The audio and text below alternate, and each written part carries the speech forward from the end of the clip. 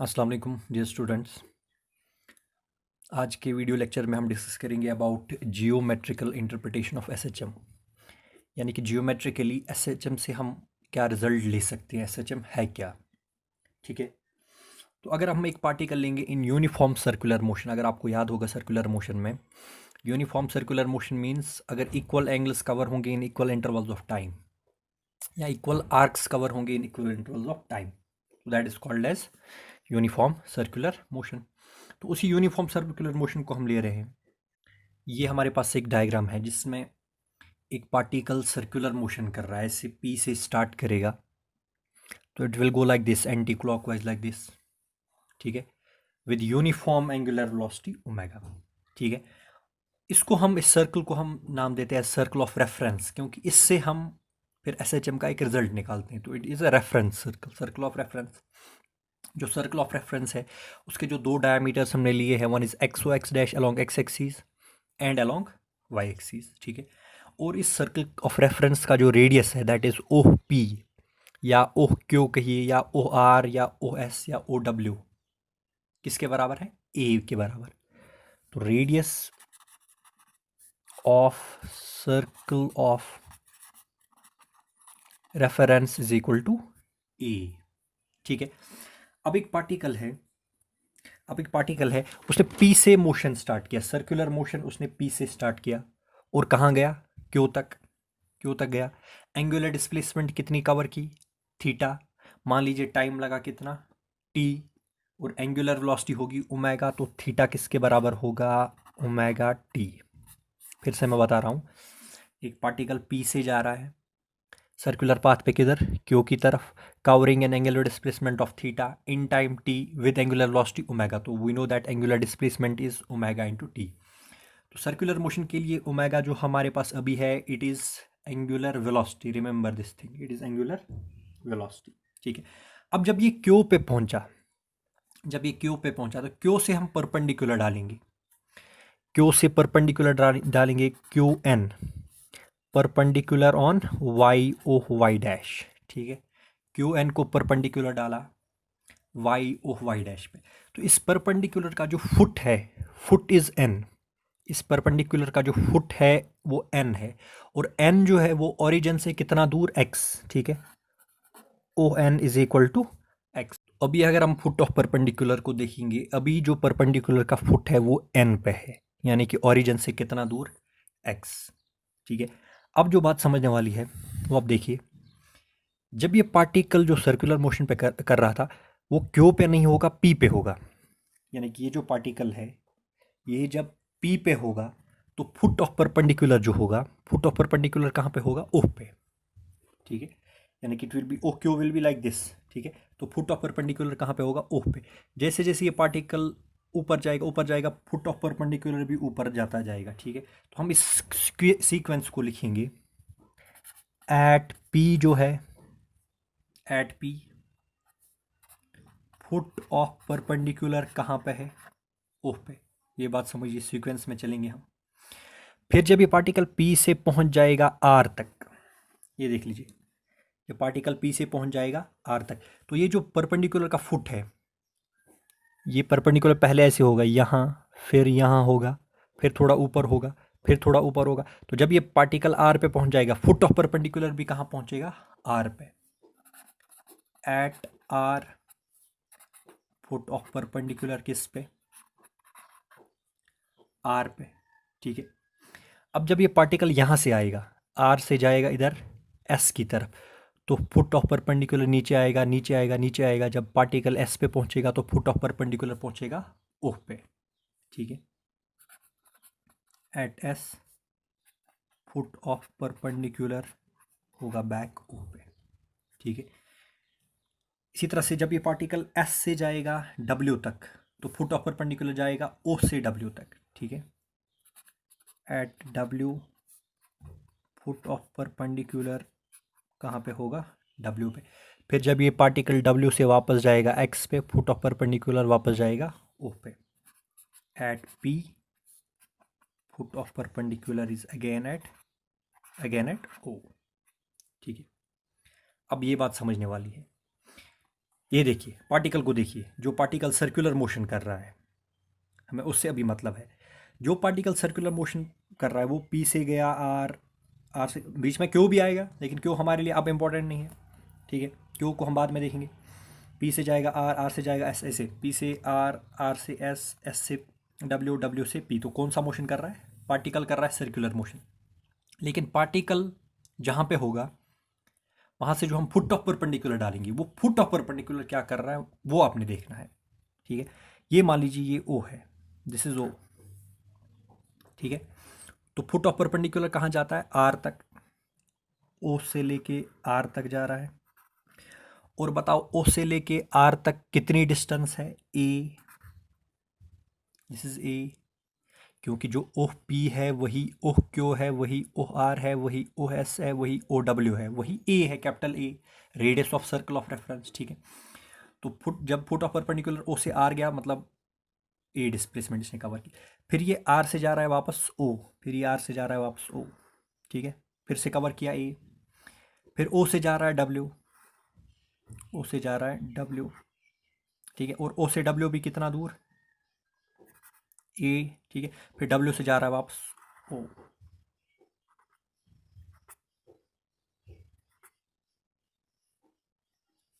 ठीक है। अब आप फुट ऑफ परपेंडिकुलर को गौर से देख लीजिए। ये जो एन है ये क्या करता है? ओ से स्टार्ट किया, ये देख लीजिए, ओ से स्टार्ट गया, ऊपर गया, फिर वापस नीचे आया, फिर इधर गया, फिर वापस ऊपर आया। तो अगर आप ओ फुट ऑफ परपेंडिकुलर को देखोगे, पहले सेंटर वाली पोजीशन पे ही रहता है, इसको कहेंगे मेन पोजीशन, ठीक है। उसके बाद ऊपर जाता है, ऊपर जाता है, डिस्प्लेसमेंट कवर कर रहा है, ऊपर जा रहा है, ऊपर जा रहा है, मैक्सिमम डिस्प्लेसमेंट पे जा रहा है, कितना? ए। उसके बाद एक्सट्रीम, इसको कहेंगे एक्सट्रीम पोजीशन, ठीक है, एक्सट्रीम पोजीशन। फिर एक्सट्रीम पोजीशन से नीचे आ रहा है, फिर मीन पोजीशन, फिर मीन पोजीशन से इधर जा रहा है, नेक्स्ट एक्सट्रीम पोजीशन, फिर एक्सट्रीम पोजीशन से वापस आ रहा है। तो फुट ऑफ परपेंडिकुलर कौन सा मोशन कर रहा है? एस एच एम, ठीक है। फुट ऑफ परपेंडिकुलर कौन सा मोशन कर रहा है? S H M. किसके about? About centre of, centre of circle of reference, ठीक है। तो about centre of circle of reference ये कर रहा है सिंपल हार्मोनिक मोशन। कौन? Foot of perpendicular. तो इसको हम ऐसे भी देख सकते हैं कि ये जो रेडियस वेक्टर अभी ओह क्यू है, ये जो रेडियस, ये फुट ऑफ परपेंडिकुलर आपने कैसे निकाला, आपने कैसे देखा? ये जो फुट ऑफ परपेंड, ये जो रेडियस वेक्टर है ओह क्यू, जब आपने क्यू से डाला परपेंडिकुलर एन पे, ठीक है, तो आपको एक डिस्टेंस मिल गई, that is X, that is O N, आपको मिल गया ओ एन। ओ एन है क्या? अगर आपने वेक्टर्स में पढ़ा होगा, जब हमारे पास वेक्टर होता है प्लेन में, उसके बाद हम परपेंडिकुलर डालते हैं किसी एक्सिस पे, तो हमें मिलता है projection, projection of vectors, a x component and a y component, horizontal component, vertical component, और x component and y component. अभी आपके पास रेडियस वेक्टर है ओ क्यू, आप यहाँ से परपेंडिकुलर डाल रहे हो किस पे? वाई एक्सिस पे, ठीक है। तो आपको रेडियस वेक्टर का ओ क्यू का क्या मिलेगा? प्रोजेक्शन। प्रोजेक्शन क्या है? ओ एन, यानी कि ओ क्यू रेडियस वेक्टर का वो वाला कंपोनेंट जो वाई डायरेक्शन में है, दैट इज ओ एन, ठीक है। आप देख रहे हो उस ओ एन को, वो कभी कम है, जब ये पार्टिकल क्यू से जाएगा इधर पी पे होगा, तो ये एन नीचे आएगा, एन नीचे आएगा, ओ पे बैठेगा, फिर ये एन ऊपर जाएगा, फिर इधर जाएगा, ठीक है। तो जो ये प्रोजेक्शन है, प्रोजेक्शन है रेडियस वेक्टर का, ये प्रोजेक्शन से आपको आइडिया मिल रहा है किसका? किसका? सिंपल हार्मोनिक मोशन का। तो एक्चुअली हो क्या रहा है, जो एस एच एम है वो प्रोजेक्शन है बेसिकली, यूनिफॉर्म सर्कुलर मोशन का प्रोजेक्शन। किस पे प्रोजेक्शन ले रहे हैं हम? किस पे ले रहे हैं प्रोजेक्शन? डायमीटर पे। किस डायमीटर पे? Diameter of circle of reference, ठीक है। तो this is geometrical interpretation of S H M. तो S H M is projection of uniform circular motion on diameter of circle of reference, ठीक है। तो एस एच एम बेसिकली क्या है? It is projection of uniform circular motion, या आप ऐसे कह लीजिए projection of radius vector in uniform circular motion on diameter of circle of reference. अब ये पार्टिकल जो है, जो सर्कुलर मोशन कर रहा है, वो तो कहीं पे भी हो सकता है, तो फुट ऑफ परपेंडिकुलर भी कहीं पे हो सकता है। हमने बीच में एक टाइम लिया टी, जो मैं अभी बता रहा था, हम क्यू पे बाद में आएंगे, हम अभी क्यू पे आ रहे हैं। तो जब पार्टिकल क्यू पे है, टाइम कितना है, टाइम है उस टाइम स्मॉल टी, ये हमने लिखा है ओमेगा टी के बराबर। तो जब पार्टिकल सर्कुलर मोशन जो कर रहा है वो क्यू पे है, फुट ऑफ परपेंडिकुलर कहाँ पे है, एन पे, ठीक है। तो foot of perpendicular main position से कितना दूर, एक्स, तो हमें मिल गई डिस्प्लेसमेंट एक्स, ठीक है। तो displacement X at time T हम निकाल सकते हैं। तो पहला चीज़ जो सिंपल हार्मोनिक मोशन में हम अभी निकालने जा रहे हैं, दैट इज डिस्प्लेसमेंट। ये देख लीजिए हमारे पास डिस्प्लेसमेंट अभी क्या है, एक्स, यानी कि ओ एन है। किसकी डिस्प्लेसमेंट, किसकी डिस्प्लेसमेंट, जो एस एच एम कर रहा है। कौन एस एच एम कर रहा है, फुट ऑफ परपेंडिकुलर। अभी हम कह रहे हैं फुट ऑफ परपेंडिकुलर इसको, क्योंकि हम अभी फॉर्मूला निकाल रहे हैं। जैसे जैसे आगे जाएंगे अब हम इसको पार्टिकल कहेंगे। पार्टिकल सिंपल हार्मोनिक मोशन कर रहा है, तो फुट ऑफ परपेंडिकुलर तो अभी है एक्सप्रेशन निकालने के लिए, ठीक है। तो डिस्प्लेसमेंट है ओ एन, यानी कि एक्स। अब ये कहाँ से मिलेगा, ये मिलेगा ट्रायंगल ओ एन क्यू से। ये देख लीजिए O N Q, O N Q में जो ओ क्यू है वो है हाइपोटेन्यूज, ठीक है। और ये हमें पता है किसके बराबर है, ए के बराबर है। बेस है कितनी, ये सॉरी परपेंडिकुलर है, ये थीटा की जो अपोजिट साइड होगा, ये अगर ये थीटा है तो ये भी थीटा होगा। तो इस थीटा के जो अपोजिट साइड है वो है O N, that will be perpendicular, यानी कि डिस्प्लेसमेंट है परपेंडिकुलर, वही तो हमें निकालनी है। तो हम करेंगे perpendicular by hypotenuse is sine theta, perpendicular by hypotenuse is sine theta, किस ट्रायंगल में, ओ एन क्यू। डिस्प्लेसमेंट निकालेंगे नंबर वन, पहला चीज, in right triangle O N Q, perpendicular is O N divide by hypotenuse O Q, किसके बराबर, sine of theta. Now ON is x upon OQ is A is equal to sine of theta.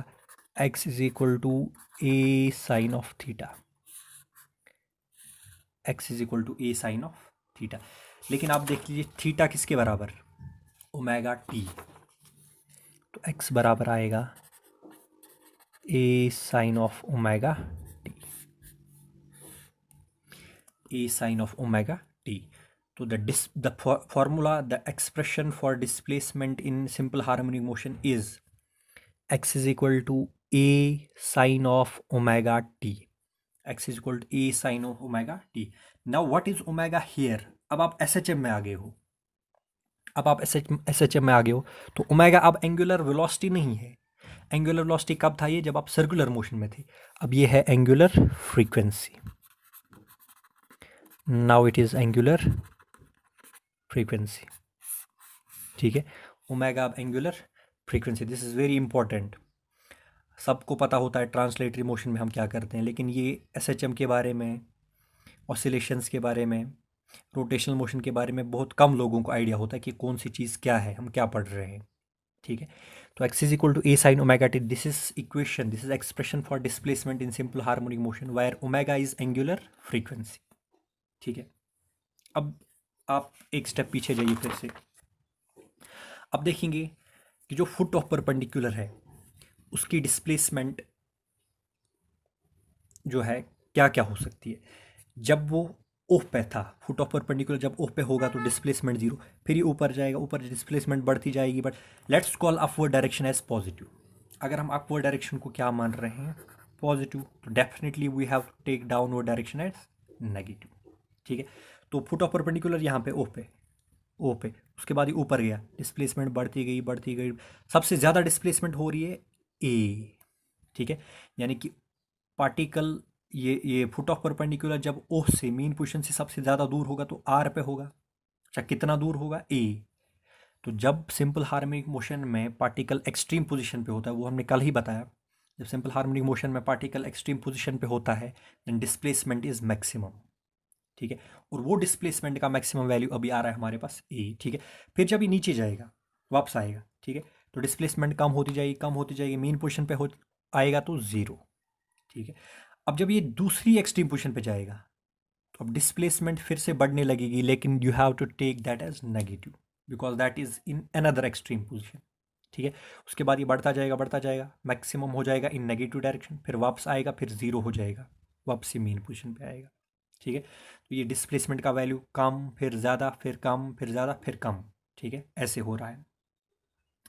अब कल मैंने बताया अगर particle mean position से start कर रहा है मोशन, मीन पोजीशन से गया एक्सट्रीम पोजीशन, एक्सट्रीम पोजीशन से आया मीन पोजीशन, मीन पोजीशन से गया दूसरे एक्सट्रीम पोजीशन, दूसरे एक्सट्रीम पोजीशन से वापस आया मीन पोजीशन, तो इसको कहते हैं वन साइकिल, वन साइकिल, ठीक है, one cycle of simple harmonic motion. इसको टाइम लग रहा है कैपिटल टी, याद रखना कैपिटल टी जब मैं कह रहा हूँ it is special time and it is called as time period, और एक है यहाँ पे small T, this small T is any time, ये कोई भी हो सकता है, जीरो कुछ भी हो सकता है।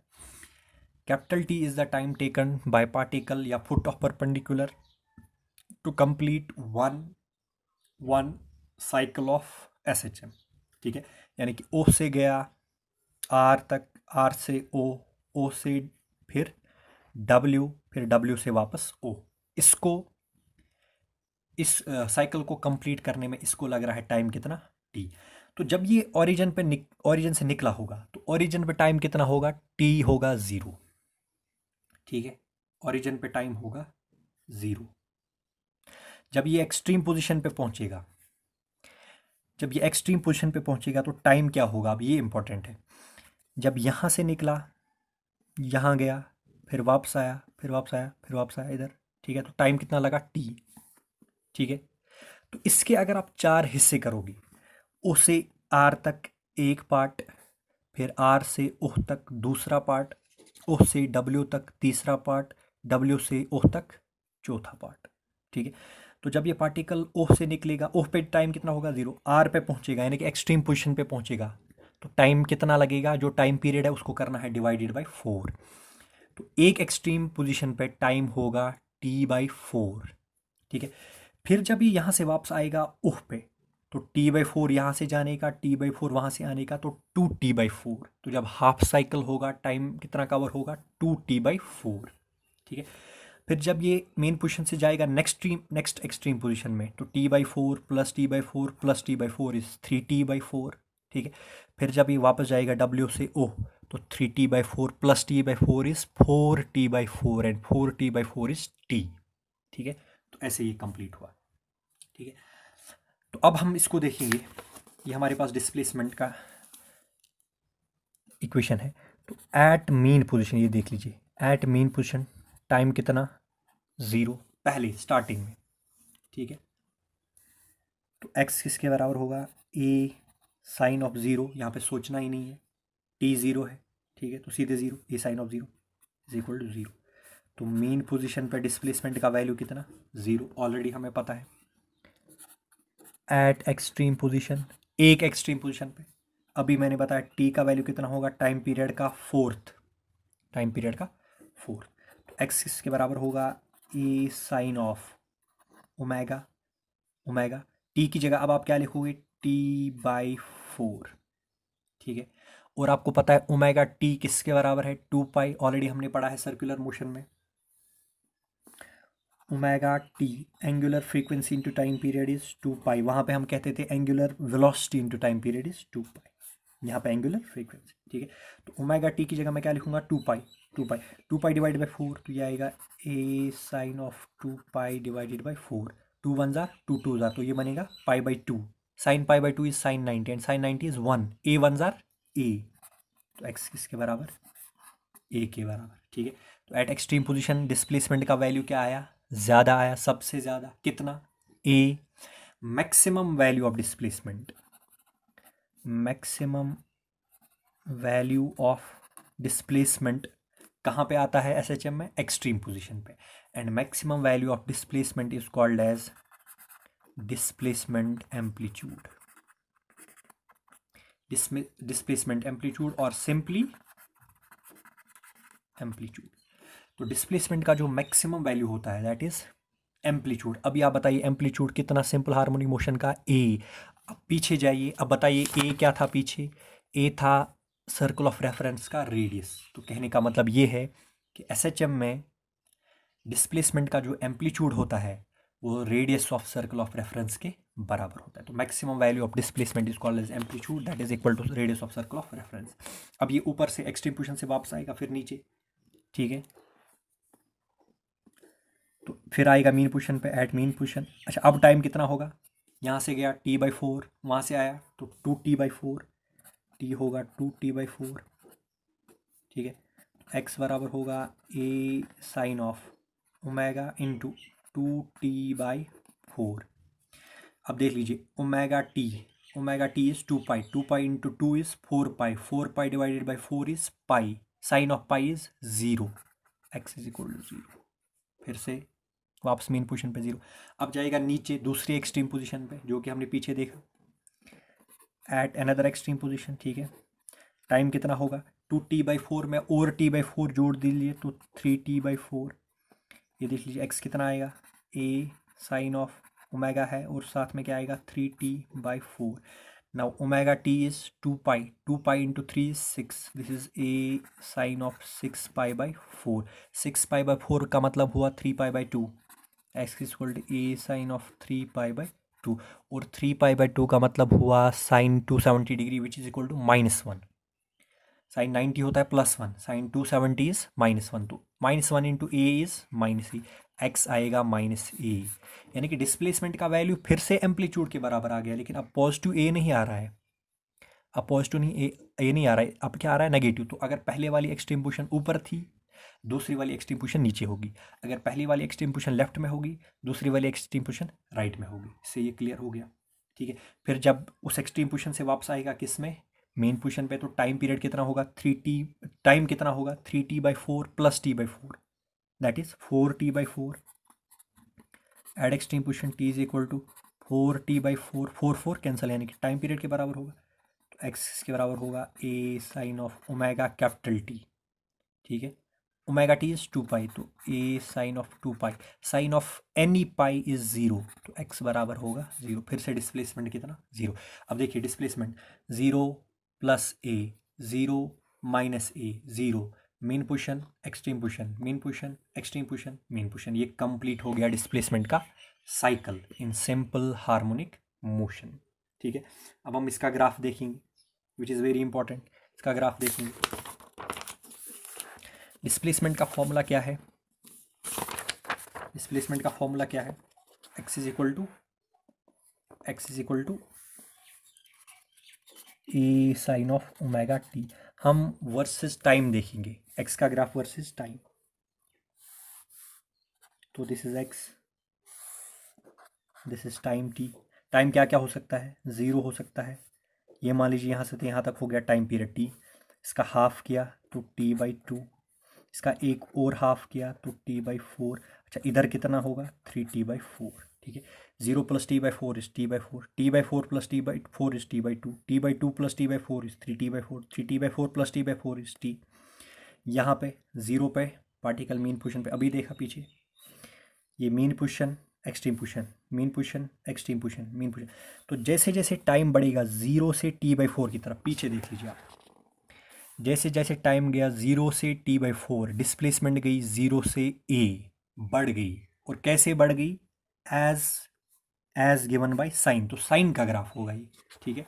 साइन का ग्राफ हमने ऑलरेडी पढ़ा है, ये ऐसे बढ़ेगा, ऊपर जाएगा, सॉरी ऐसे, ठीक है, फिर नीचे आएगा ऐसे, फिर पॉजिटिव जाएगा अनदर डायरेक्शन में, फिर ऐसे, ठीक है। अब सवाल ये ऐसे क्यों बढ़ा, ये ऐसे क्यों नहीं बढ़ा, ऐसे क्यों नहीं बढ़ा, ऐसे, क्योंकि साइन है, साइन का ग्राफ ऐसे होता है, because x is a sine omega T.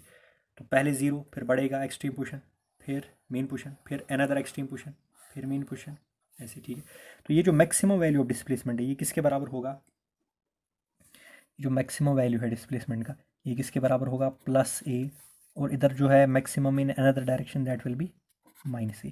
तो ये हो गई 2 एक्सट्रीम पोजीशंस, और बीच में क्या हो गया मेन पोजीशन। तो दिस इज वेरिएशन ऑफ या graphical representation of displacement as a function of time in SHM। तो ये बहुत इंपॉर्टेंट है और समझने वाली बात है। तो इस तरह से हमने डिस्प्लेसमेंट को कंप्लीट किया। अब फिर से मैं बता रहा हूँ, in SHM displacement is minimum at mean position, maximum at extreme position, maximum value of displacement is called as amplitude, ताकि नेक्स्ट लेक्चर में प्रॉब्लम ना हो। डिस्प्लेसमेंट आपको मिल गया, ये भी आपको पता है कहाँ पे मैक्सिमम है कहाँ पे मिनिमम है। अब हम इसको डिफरेंशिएट करेंगे, हमें मिल जाएगी velocity, that will be discussed in next lecture. Thank you.